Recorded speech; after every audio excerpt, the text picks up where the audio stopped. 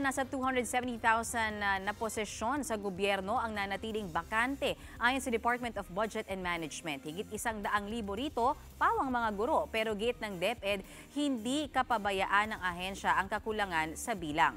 Umaaksyon po si Bim Santos. Libu-libong mga bakanteng posisyon sa gobyerno ang nangangarit na mabuwag kung hindi mapunan ayon sa Department of Budget and Management. Ayon sa DBM, nasa 264,000 na mga plantilya ang nananatiling bakante hanggang ngayon at karamihan dito ay mga guro. We don't want to keep them in our books for a long time, right?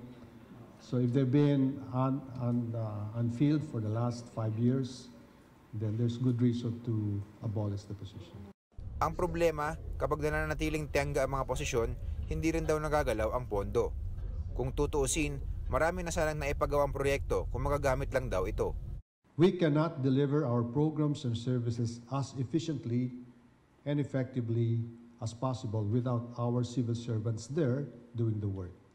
Paliwanag naman ng Department of Education, bagamat bulto ng mga bakante ay mga guro, hindi ibig sabihin ay hindi nila ginagawa ang kanilang trabaho. It's not necessarily DepEd incompetence. It's just that government procedures tend to impose many requirements and processes. It's not a question of inefficiency. Humingi na raw sila ng exemption sa Civil Service Commission sa ilang mga patakaran sa hiring, kaya't nasa 50,000 na lamang daw ngayon ang mga bakanteng posisyon. Para sa News 5, Bim Santos, we are One News.